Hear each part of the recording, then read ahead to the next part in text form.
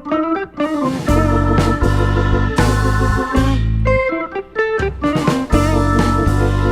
am an antique dealer and have been for 50 years or thereabouts. I am a very general dealer. I'll buy a good picture, a piece of furniture, a piece of porcelain or anything of nice quality.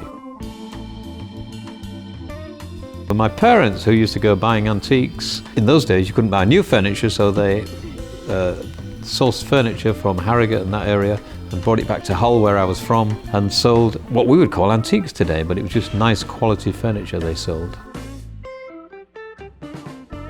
To be quite honest, I hated going to the sale rooms, and my mother was the buyer of the goods, and I used to hate getting dragged around sale rooms, the second-hand carpets wafting all over with all the dust. It put me off sale rooms when I was a young lad, I mean that high. And a gentleman I knew called Jerome Titus Walsh, an Irishman that had a shop on Beverley Road. I walked into his shop one day and I saw him buy a bentwood hat stand for £4.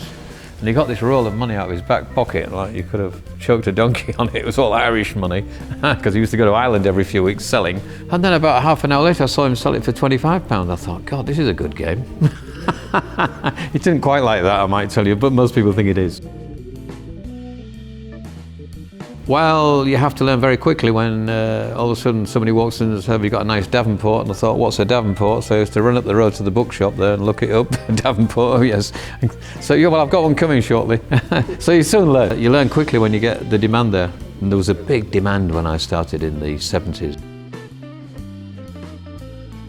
Well, I was mainly a furniture dealer for most of my life because furniture was my passion. I used to love good quality English furniture and continental furniture.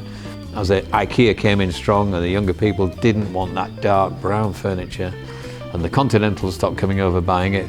So I then switched to expensive small items like a good silver snuff box or a nice piece of jewellery, something not too heavy and things I could pack up and take to an antique fair, which I mainly do now. For myself. At my age now I've stopped collecting, but I still like anything that's of nice quality, a really good pocket watch, an early one, or a lovely piece of enamelled jewellery. I still love good things.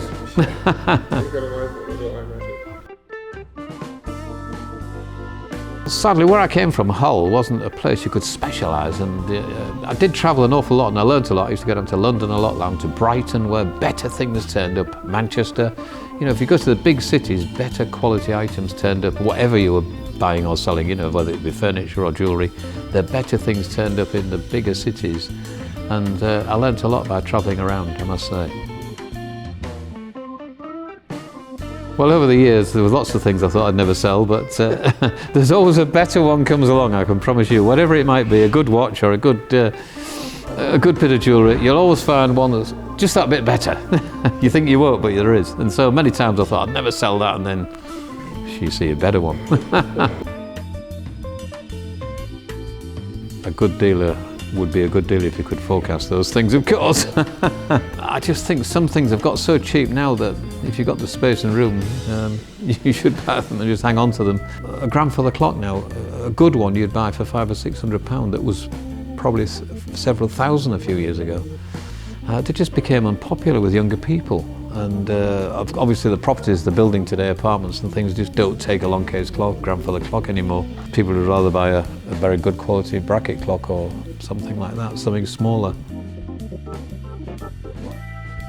I got in through David Dickinson really, who I knew for many years as a dealer, like I'm a dealer.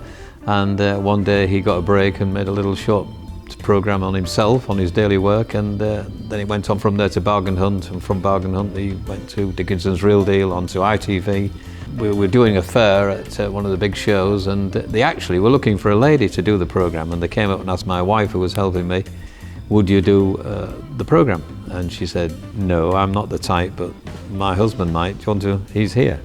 They gave me a short interview in the corner of this place, you know, they said, can you just say a few words, blah, blah, blah. Been marvellous for business.